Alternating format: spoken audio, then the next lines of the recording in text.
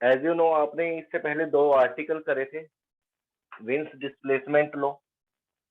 थोड़ा रिकॉल करके चलेंगे, तब तक और बच्चे ज्वाइन कर लेंगे और ये फार्मूले आपको लर्न भी हो जाएंगे। क्या था इस डिस्प्लेसमेंट लॉ में, विंस डिस्प्लेसमेंट लॉ में, कि जो लैम्डा होगा, लैम्डा मैक्सिमम, जो वेवलेंथ ऑफ लाइट या वेवलेंथ ऑफ एनी रेडिएशन जो एमिट होगी ब्लैक बॉडी से, ठीक है, किसी भी टेम्परेचर पर, वो किसके इक्वल होगी, कांस्टेंट के। और वो कांस्टेंट क्या था, विन डिस्प्लेसमेंट कांस्टेंट। इसकी वैल्यू भी आपको बताई गई थी, ठीक है। तो इसमें शॉर्टर वेवलेंथ की तरह एज टेम्परेचर इंक्रीजेस, तो शिफ्ट हो जाता था ग्राफ हमारा, शिफ्ट टुवर्ड्स शॉर्टर वेवलेंथ। मतलब क्या था इसका, कि अगर आप कोई ब्लैक बॉडी है, कोई भी बॉडी है, कोई भी बॉडी ले, तो देखो ब्लैक बॉडी में सिर्फ बात ये है कि हम उसकी ई की पावर, ई की वैल्यू क्या ले रहे हैं, 1। अदरवाइज कोई और बॉडी होगी तो क्या होगा, लेस देन 1 होगी, 0 से ग्रेटर और इक्वल हो सके, बस यही थोड़ा सा फर्क है। बाकी हमने ब्लैक बॉडी के साथ सभी बॉडीज को क्या करना है, रेफरेंस लेकर ब्लैक बॉडी को उनको स्टडी करना होता है। और ब्लैक बॉडी का कलर जरूरी नहीं ब्लैक ही, कोई भी कलर हो सकता है, ठीक है, कोई भी कलर हो सकता है जिसको आप ब्लैक बॉडी बना सकते हो। उसके अंदर बस बात ये होगी कि वो हर टाइप्स की रेडिएशन को एब्जॉर्ब करता है। चलो, जैसे जैसे आप टेम्परेचर इंक्रीज करोगे, क्या था इसके अंदर, जैसे जैसे टेम्परेचर इंक्रीज करोगे, पहले मान लो कम टेम्परेचर है, तो आपकी जो वेवलेंथ है, जो आपकी वेवलेंथ है उसकी वैल्यू देखिए, मैं थोड़ी सा ये डिजाइन इस तरह से बना रहा हूँ। उसकी वेवलेंथ की value you can check from there, the value of this wavelength is approximate this one, यहाँ से यहाँ, ठीक है। अगर आपने इसके टेम्परेचर को इंक्रीज करा, ये T1 टेम्परेचर था, T2 टेम्परेचर लिया आपने, T2 is greater than T1, temperature को बढ़ा दिया, तो आपको पता होना चाहिए जो सबसे ज्यादा जो ये वेवलेंथ निकल रही थी, देखो और भी निकल रही थी इस वक्त पे, लेकिन सबसे ज्यादा मोर इन नंबर ये वाली वेवलेंथ निकल रही थी, बाकी और भी निकल रही थी, वो कम थी। ग्राफ में आपने स्टडी किया था। तो जैसे ही आपने T2 को इंक्रीज करा, बढ़ाया, तो जो ये वेवलेंथ अब सबसे ज्यादा निकल रही थी, अब ये ना निकलकर कोई और निकलेगी, लेकिन उसकी जो वेवलेंथ की वैल्यू है वो शॉर्टर वेवलेंथ, यानी कि कम हो जाएगी। ये देखिए इस तरह से बना रहा हूं मैं, तो यहाँ से आप देख सकते हो, now the value of lambda is, ये लैम्डा मैक्सिमम ही होगा, बट T2 के केस में क्या हो गया, ये वेवलेंथ जो सबसे ज्यादा निकल रही थी वो क्या हो गई, छोटी बन जाएगी। तो एक हिसाब से आप ये कह सकते हो, एक मून है और ये सन है, ठीक है। तो मून और सन में से शॉर्टर वेवलेंथ किस में से निकलेगी, जिसका टेम्परेचर हाई होगा, जिसका टेम्परेचर हाई, तो इसमें से जो वेवलेंथ निकलती है वो बहुत छोटी छोटी होंगी, बहुत छोटी छोटी होंगी, because temperature of sun is very very large. और मून में से क्या होगा, जो ये वेवलेंथ निकलेंगी ये क्या होंगी, हाई वेवलेंथ की होंगी, क्या होंगी, हाई वेवलेंथ की, ठीक है। तो इसमें जो लैम्डा की वैल्यू होंगी वो मतलब बड़ी होगी, लार्जर होगी, और सन में कम होगी। तो ये तो था विंड डिस्प्लेसमेंट लॉ जो हमें बताया गया इसके अंदर कि भाई, और साथ में इसमें इंटेंसिटी के लिए भी एक फार्मूला बताया गया था, Q upon AT। Wind displacement graph में आपने ये पढ़ा था, Q अपॉन AT, इसको इंटेंसिटी बोल सकते हो भाई, कितनी ज्यादा रेडिएशन एमिट हो रही है। इसके लिए आपको क्या करा था, इंटेंसिटी Q अपॉन AT, यानी कि area under the graph, area under the graph आपको देखना होता है। उससे आपको क्या पता लग जाएगा कि कौन सा बॉडी, ब्लैक बॉडी या फिर कोई अदर बॉडी कितनी रेडिएशन एमिट करेगी। वो डिपेंड किस पे करता है, हीट, हीट, एरिया और टाइम। कोई बॉडी है, इसका एरिया A है, ये कोई बॉडी है, इसका एरिया A डैश, ठीक है। ये क्यू हीट निकालता है, ये भी क्यू हीट निकालता है, और सेम टाइम, दोनों का टाइम भी सेम है। तो कैन यू टेल मी किसकी इंटेंसिटी ज्यादा होगी? ठीक है, जिसका एरिया ज्यादा होगा, ठीक है, उसकी इंटेंसिटी कम होगी, उसकी इंटेंसिटी कम, इसकी इंटेंसिटी ज्यादा। तो यहाँ से आप देख सकते हो फर्क कि इंटेंसिटी को भी लिया जा सकता है एरिया अंदर का ग्राफ लेकर। ठीक है, वो ग्राफ स्टडी करना आप। और साथ में एक चीज और क्या पढ़ी थी आपने, जो ये इंटेंसिटी होगी ये डायरेक्टली प्रोपोर्शनल होगी temperature raise to the power 4। ठीक है, ये कौन सा लॉ था? Stefan Boltzmann. इसमें क्या पढ़ा था आपने? स्टीफन बोल्ट्जमैन लॉ में आपने पढ़ा था क्यू अपॉन एसी। देखो, हीट एनर्जी अपॉन टाइम, इसको आप पावर लिख सकते हो।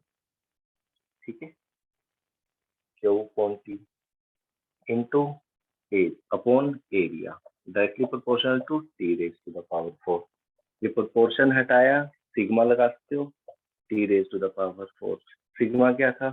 स्टीफन बोल्ट्जमैन कांस्टेंट, और इसकी वैल्यू लिखवाई थी आपको, क्या थी? 5.67 into 10 raise to the power -8। और मैंने आपको यूनिट लेने सिखाए थे इसके, कैसे ले सकते हो?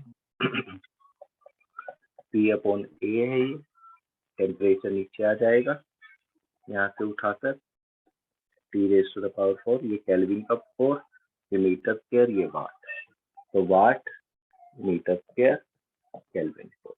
तो इस तरह से आप सिग्मा की वैल्यू भी ले सकते हो। ठीक है, तो पूरा फार्मूला बनाते हैं अब। P इज इक्वल टू क्या था फार्मूला? स्टीफन बोल्ट्जमैन कांस्टेंट से sigma A T raise to the power 4। इसी से आगे आप स्टडी करेंगे न्यूटन लॉ ऑफ कूलिंग, जो हमारा आज का टॉपिक है। अगर ये ब्लैक बॉडी के लिए है तो यही फार्मूला किसमें कन्वर्ट हो जाएगा? स्मॉल ई यहाँ पर आप अप्लाई कर देंगे, and small E is what? Emissive power. Perfectly black body के लिए इसकी वैल्यू क्या होती है? 1। As you know very well, all these things you have to learn in our previous lecture, that is yesterday। चलो, आज हम पढ़ेंगे न्यूटन लॉ ऑफ कूलिंग। ये सभी फार्मूले, ये सभी चीजें आपको आ चुकी है।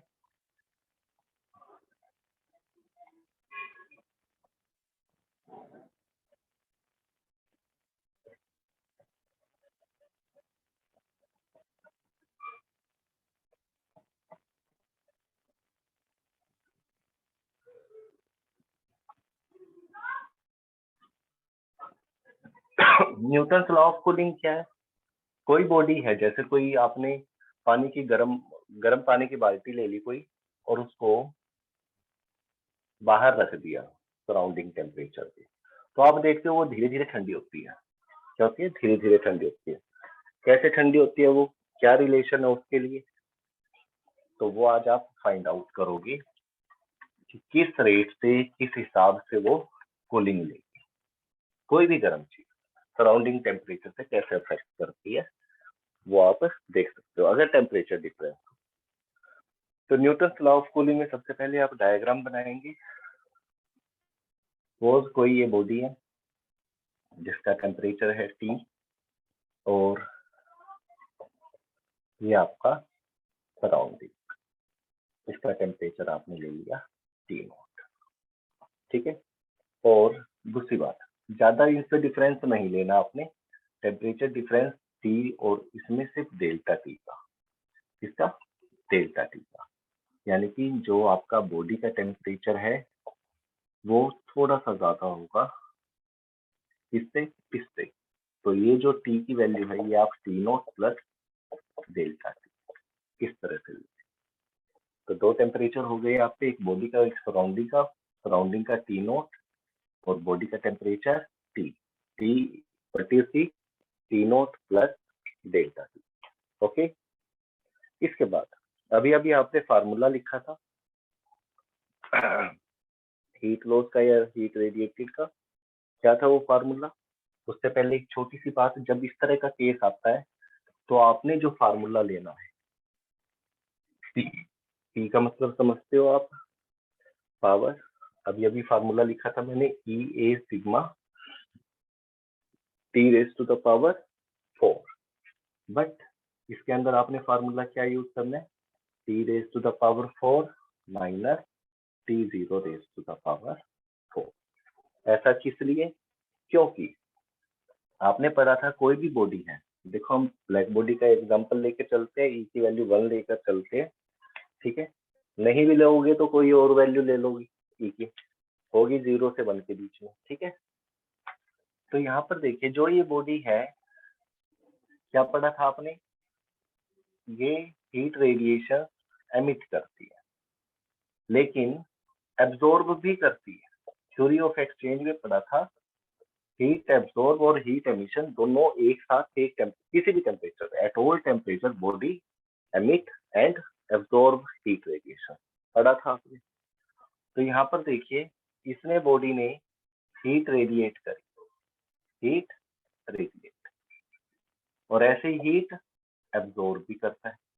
तो दोनों की इक्वेशन अलग बनेगी या नहीं बनेगी, दोनों की इक्वेशन कैसी बनेगी, अलग बनेगी। कैसे, तो सबसे पहले टाइम ले लिया same, heat upon time, power radiate, power radiate, firstly power radiate कितनी, T इज इक्वल टू क्या फार्मूला होता है, E sigma A T raise to the power 4। Temperature कितना बॉडी का, T, तो इसी से मतलब हमारा T raise to the power 4। लेकिन एक चीज हम भूल रहे हैं और वो क्या है, power absorb, power absorb. Power absorb क्या होती है, पावर एब्जॉर्ब इससे कितनी लेगा, तो इसका फार्मूला क्या होगा, E sigma A T not की पावर 4। तो नेट पावर रेडिएटेड क्या होगा, नेट पावर रेडिएटेड वो क्या होगा, इसमें से इसको माइनस करना है, तो ये आ जाएगा आपके पास E sigma A T raise to the power 4 minus T raise to the power 4। That's why we are taking here power radiated. ये नेट पावर होगी आपकी, इसमें आपने दोनों चीजों का, बॉडी का भी और सराउंडिंग का भी टेम्परेचर लेना है, और इस तरह से इस इक्वेशन को लिखना है। चलो करें सोल्व आगे। P is equal to EA sigma. What is T? T is equal to T naught plus delta T. Put this value here. T naught plus delta T whole power 4 minus T naught raised to the power 4. Okay, ठीक है। यहाँ तक T की value रख दी है, यहाँ पे body का टेम्परेचर सराउंडिंग टेम्परेचर से थोड़ा सा ज्यादा, डेल्टा T की वैल्यू क्या है, very very less, very very less, बहुत टेम्परेचर डिफरेंस बहुत कम है, ये ज्यादा नहीं है, ठीक है। चलो सोल्व करते हैं। P is equal to E A sigma sorry, T naught को कॉमन लीजिएगा, टी नोट को अगर कॉमन लेंगे तो पावर क्या है 4, तो इसके साथ 4 भी बाहर आएगा, टी नोट की जगह पर क्या हो जाएगा, टी नोट की जगह पर 1 delta T upon T naught, इस तरह से बन जाएगी ये equation, minus T naught raise to the power 4। देखो यहाँ से कॉमन क्या लिया है, टी नोट को लिया था, पावर 4 भी बाहर आ जाएगा और अंदर ये बच जाएगा, दोबारा मल्टीप्लाई करके देखिए अंदर, same term you can get, okay. लेकिन इसको हमने क्यों करा है, ये यहाँ से बात आ जाती है बाइनोमियल अप्रोक्सीमेशन की, ठीक है, यूजिंग बाइनोमियल अप्रोक्सीमेशन। क्या होता है ये जब delta T upon T note 1 के कंपैरिजन में क्या हो, बहुत कम हो, बहुत छोटे हो, और आपको पता भी है डेल्टा टी क्या है, very very less, delta T क्या है, वेरी वेरी लेस, बहुत छोटा है, तो ये क्वांटिटी क्या हो जाएगी, बहुत छोटी हो जाएगी, ठीक है। तो इसको लिखेंगे अब, P is equal to E A sigma T naught power 4, जो ये आपकी पावर है ये कोफिशिएंट क्या हो जाएगा इसका, डेल्टा टी अपॉन टी का 1 प्लस 4 नीचे आ जाएगा delta T upon T note. और इस तरह से ये आगे भी चलती रहेगी इक्वेशन, बट ये वैल्यू बहुत छोटी होती है तो वो आप इग्नोर कर दोगे। ठीक है, क्या कर दोगे, उसको इग्नोर कर दोगे और आप इसको इस तरह से लिखेंगे। Okay, now further solving,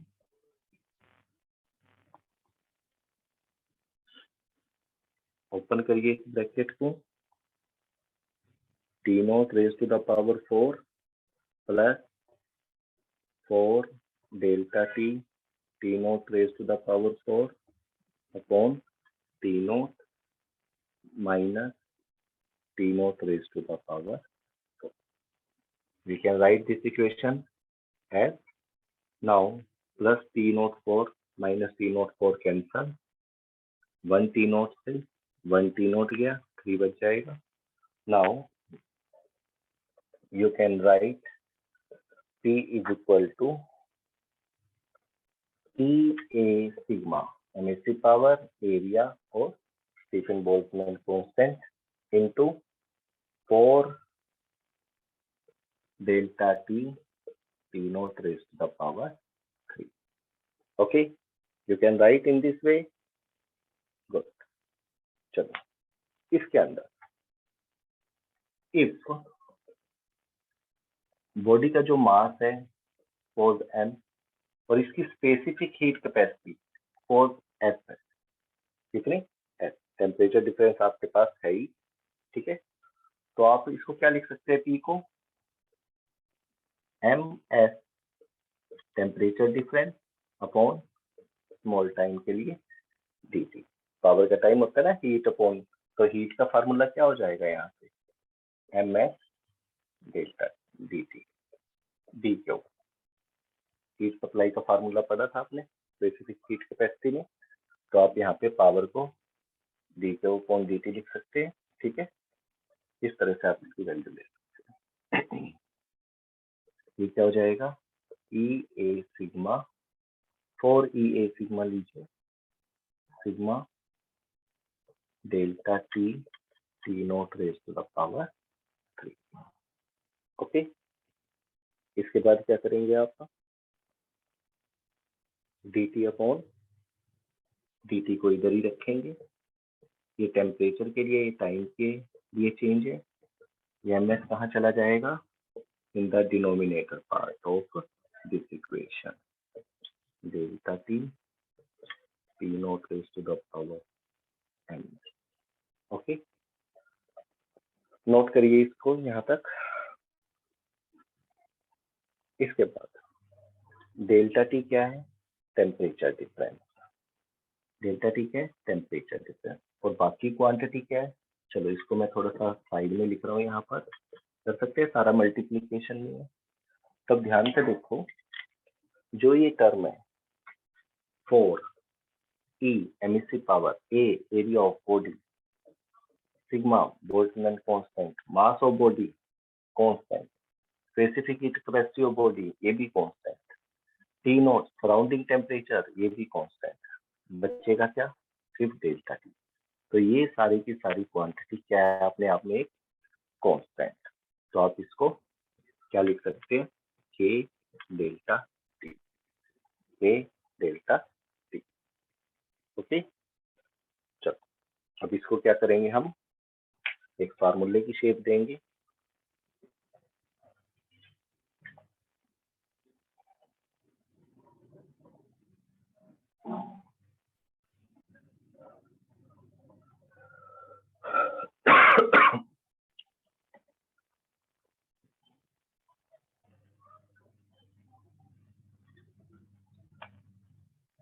dt upon dt is directly proportional to delta t, or you can say dt upon dt is directly proportional to delta t is what, t minus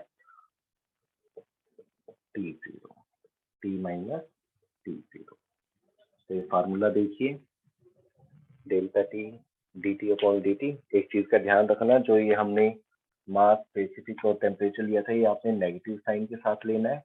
negative sign का भी अलग ही यहाँ पर क्या पड़ेगा, impact होगा, क्योंकि जैसे जैसे टेम्परेचर इंक्रीज होगा तो जो ये rate of decreasing the temperature है, rate of decreasing the temperature है बॉडी का, ये क्या होगा, कम होता चला जाएगा। ठीक है, माइनस साइन ये शो करता। तो यहाँ से आपका ये प्रूफ हो चुका है न्यूटन लॉ ऑफ कूलिंग के लिए formula, rate of change of temperature is equal is directly proportional to, ये बॉडी का है, ये आपका सराउंडिंग और बॉडी का टेम्परेचर है। इसमें जैसे जैसे इसके बीच का गैप अगर ज्यादा होगा तो इसके प्रोपोर्शन होगा, फटाफट से ये टेम्परेचर डिक्रीज हो जाएगा। इस तरह से आपकी कोई भी बॉडी ठंडी होती है, तभी इसका नाम क्या है लॉ का, न्यूटन लॉ ऑफ कूलिंग। इसके बाद कुछ क्वेश्चन करेंगे हम रिलेटेड टू स्टीफन डिस्प्लेसमेंट, कुछ भी हो सकते हैं, पावर को लेके हो सकते हैं, इंटेंसिटी को लेके हो सकते हैं।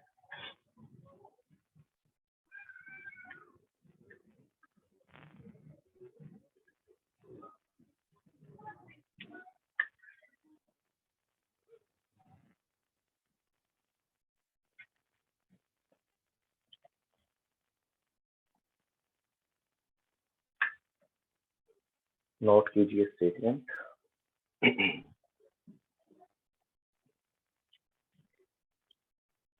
Yes,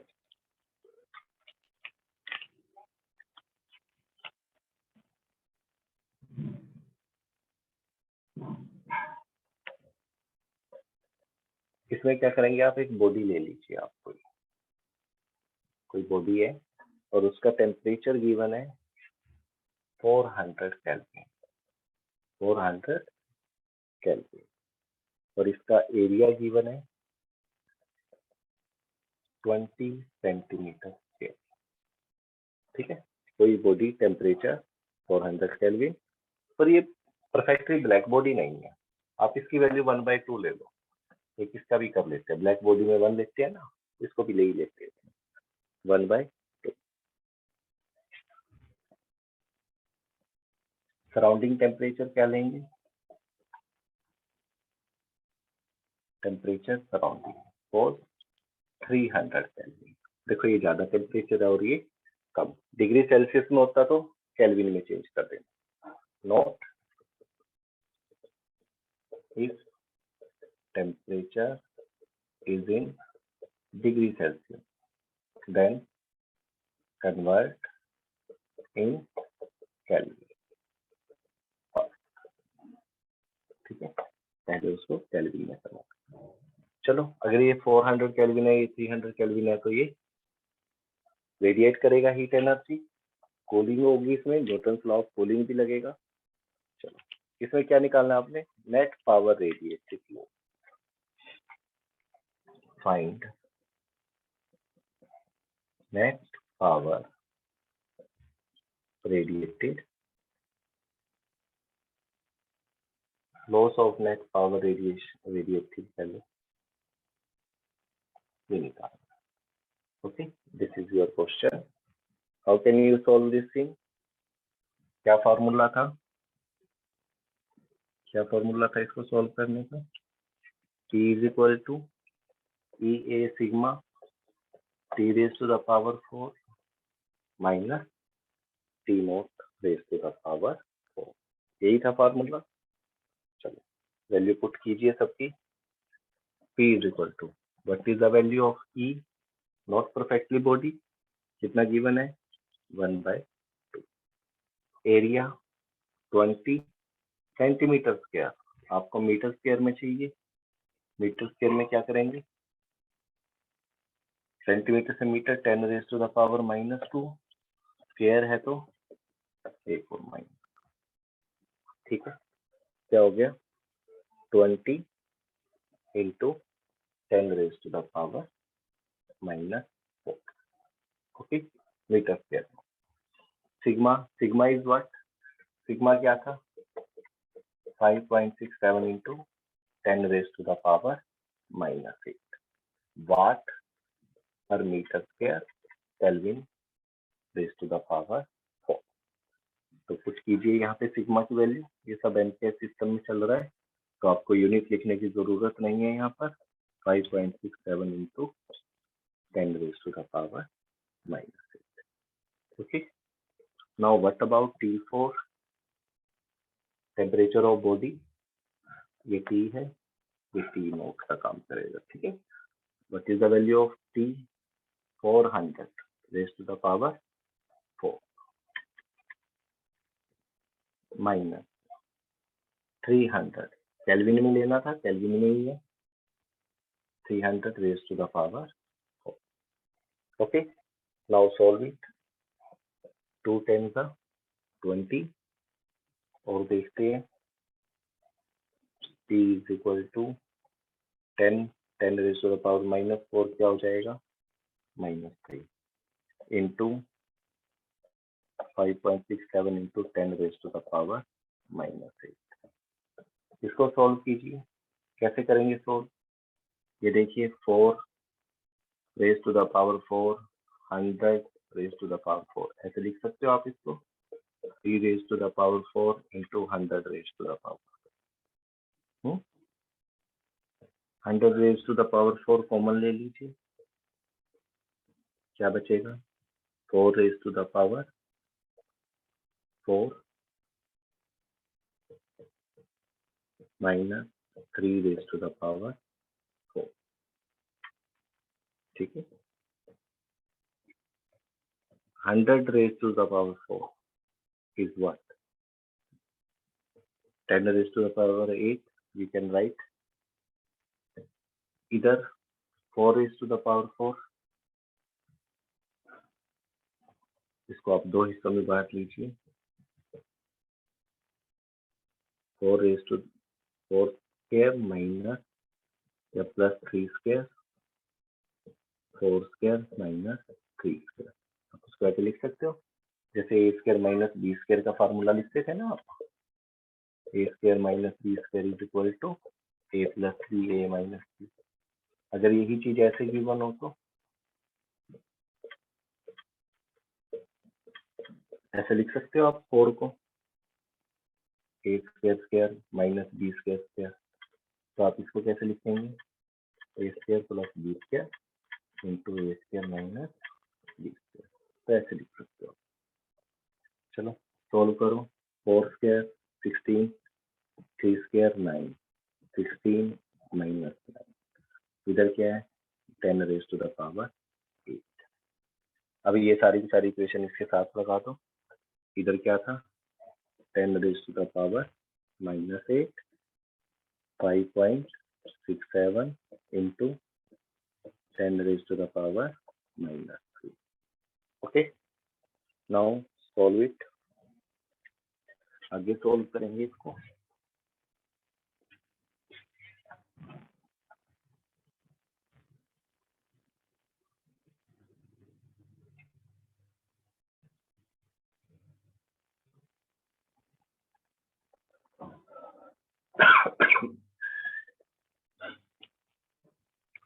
T is equal to 5.67 into 10 raised to the power -3, 10 raised to the power -8 से 10 raised to the power +8 cancer, बचेगा क्या? 16 + 9 25, 16 - 9 7। ओके, ठीक है यहाँ तक। Okay, now P is equal to, solve करिए इसको। 5.67 into 25 into 7, 10 raised to the power -3 को नीचे ले आए, 10 raised to the power 3। Now we can write these things in this way: 1000, 25 1 का 25, 25 4 का 100, साथ में 0, नीचे 40 आ जाएगा। अब क्या सोल्व करेंगे? 7 को 5.67 से क्या आ जाएगा? नियर अबाउट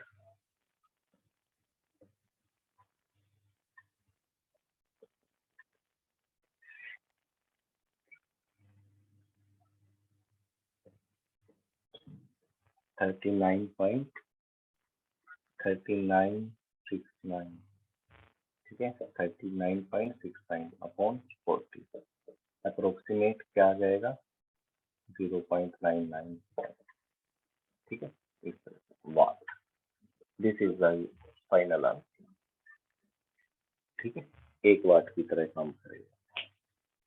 चलो तो ये और क्वेश्चन देखते हैं।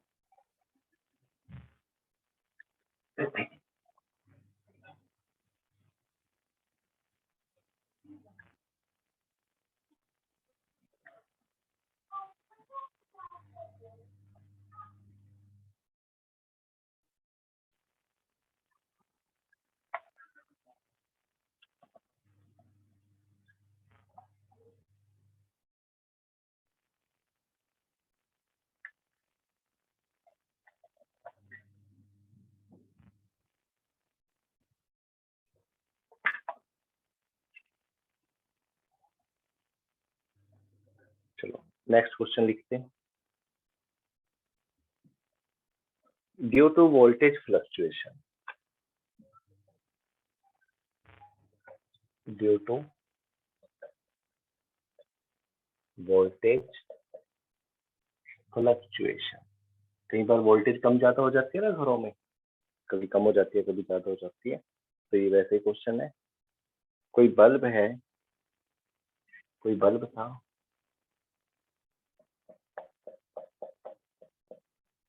उसका टेम्परेचर गिवन था,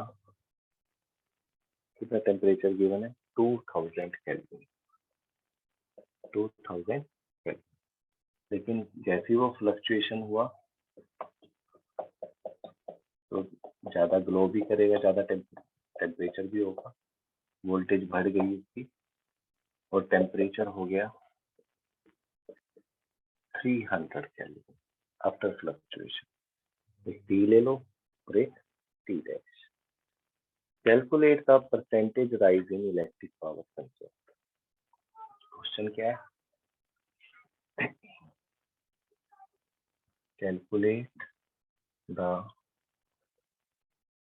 परसेंटेज राइज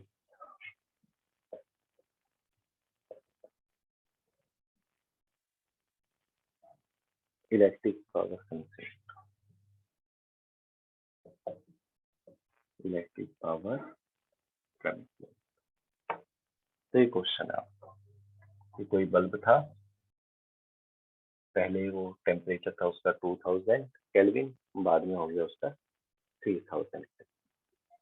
तो कैसे करेंगे इस क्वेश्चन को, सोल्व करिए, कैसे करेंगे। वी नो दैट पावर का फार्मूला क्या होता है, sigma T raise to the power 4, यही होता है, ठीक। तो फर्स्ट केस के लिए 1 और 2 ले लें इसको, first temperature P1, second T, तो P1 क्या होगा सिग्मा T14, सेकंड केस में पावर क्या होगी sigma T2 raise to the power. तो आपको क्या चाहिए यहाँ पर परसेंटेज, क्या चाहिए परसेंटेज, P2 अपॉन P1 कीजिए, फाइनल अपॉन इनिशियल पावर क्या बन जाएगा,